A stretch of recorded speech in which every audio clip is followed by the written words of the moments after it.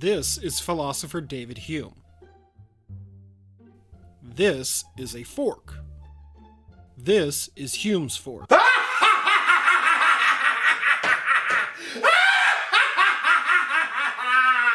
Looks like you lost your way. I'm Zach, and you made a wrong turn a while back.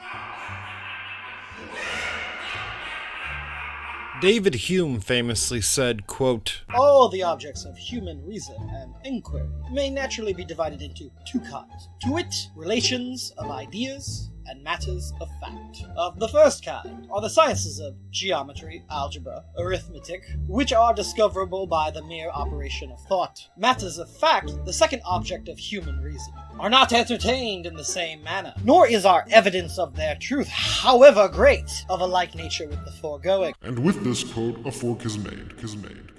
Hume says there are only two types of statements, relations of ideas and matters of fact. Relations of ideas are analytic a priori necessary statements. Analytic means that the predicate of any subject is already contained within the subject. For instance, frozen water is ice. Bachelors are unmarried men. Two halves make up a whole. All water is wet. These are what you might call no shit statements. They are redundant statements where clarification relies on the definition of the subject. A priori means knowledge prior to any experience. The justification for the validity of the statement requires no empirical proof to verify. Ultimately, all analytic statements are also a priori statements. Also, if an analytic a priori statement is true, then it is necessarily true, or if it is false, it is necessarily false. The other prong on Hume's fork are matters of fact, or synthetic a posteriori statements.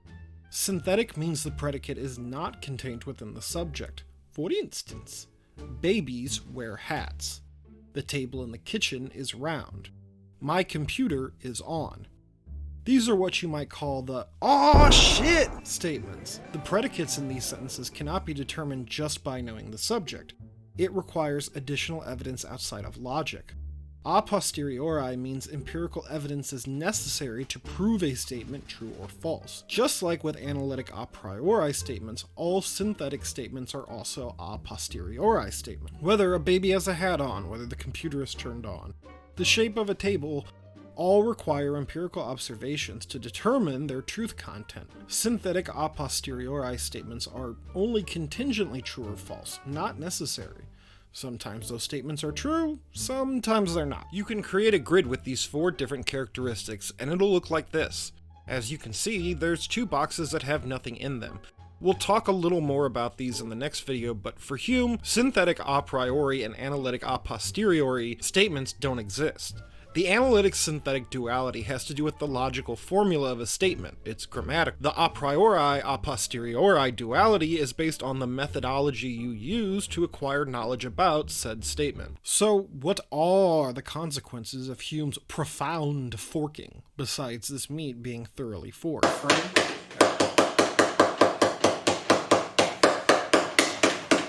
Well, if you look at the statements in the first box, honestly, they aren't very interesting. It's the no shit statements after all. We can feel confident that we know these statements with 100% certainty. Now you may be thinking, hey Zach, how can these statements be a priori when we had to learn about them in the first place? You know, with our eyeballs and our earballs. And to that I will state, now you're thinking like a philosopher, and I wish your future job prospects goodbye. Unless you're like a Platonist, you had to learn all these definitions, and before that you had to learn a whole language.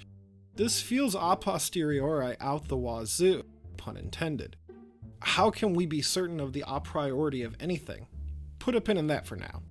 Let's talk about the "aw shit" statements, synthetic a posteriori statements. These statements offer us something new, something interesting. Synthetic a posteriori are the only statements which can be considered scientific because the definition of scientific requires empirical measurements. At the same time, We can never be 100% certain about these statements like we can with the no shit statements. As we repeatedly observe the truth or falsity content of these instances, we can become increasingly more certain about a statement to the point where it kinda seems like a no shit statement, and this is where we run into the problem of the a priori of anything. Take the statement, all water is H2O. What kind of statement is this? You might say, well, no shit, it's a priori analytic, because water and H2O are, as a matter of fact, identical.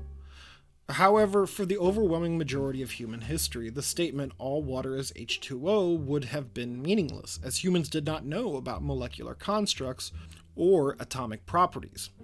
Okay, well, humans are fucking stupid. Objectively, water and H2O are the same now, have been since the dawn of time, and, barring some catastrophic change in the fundamental forces of the universe, will continue to be the same for the foreseeable future. It's no shit.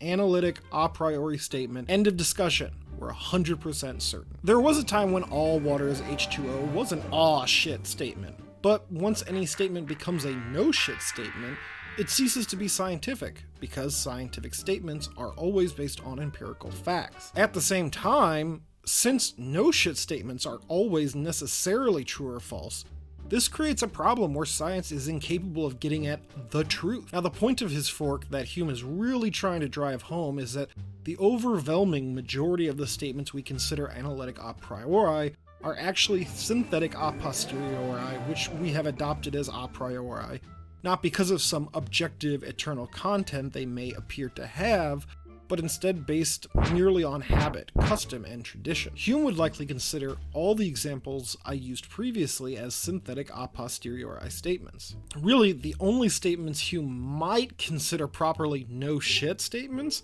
are statements like tautologies and mathematical statements. Hume says relations of ideas can only be used to refer or explain other relations of ideas, and cannot describe matters of fact. If this is true, then all true no-shit statements cannot explain the world, because only empirical statements can describe the world around us. It might help to give a little historical context on why this is so important to Hume in order to really explicate how influential Hume's fork was to the Enlightenment. It's obvious Hume privileges matters of fact over relations of ideas. Hume was an empiricist after all, similar to philosophers John Locke and Bishop Berkeley. Empiricists believed all knowledge could only be attained via the senses. The empiricists were philosophically opposed to the other major philosophical school of thought during the Enlightenment, the rationalists. The rationalists believed only relations of ideas, more specifically the logical application and manipulation of relations of ideas, could provide true knowledge about anything, as these were the statements which appeared necessarily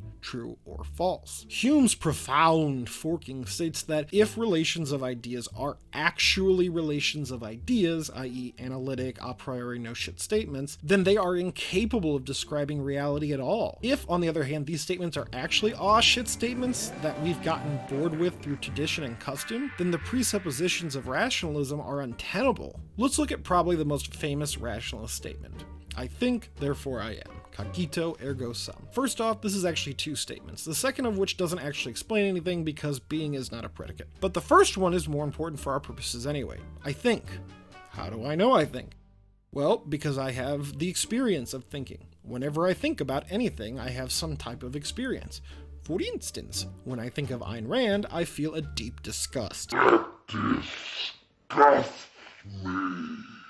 Now, Hume doesn't believe metaphysical statements are no shit or aw shit statements. He believes they are bullshit statements, and not just metaphysical statements, theological too. If Hume is right in his forking, there is no way of ever proving God exists. If we take in our hand any volume of divinity or metaphysics, for instance, let us ask, does it contain any abstract reasoning on quantity or number? No. Does it contain any experimental reasoning concerning matter of fact and existence? No. Commit it to the flames then, for it can contain nothing but sophistry and illusion. This is not the end of the forking. The forking could potentially spell disaster for science and empiricism as well. Hume believes science is on a collision course with itself, but that's for the next video. In our next video, we'll look at the threat to science Hume's fork presents, and one philosopher's attempt to prevent that threat. In our next video, we'll learn how to philosophize with a pitchfork. Like, subscribe, comment, click bells, dance naked on the top of a volcano, become a patron on Patreon, or however your precious attention self-identifies. Bye!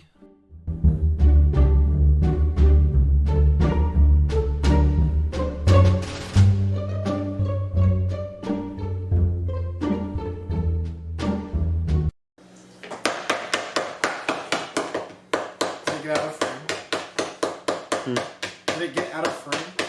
No.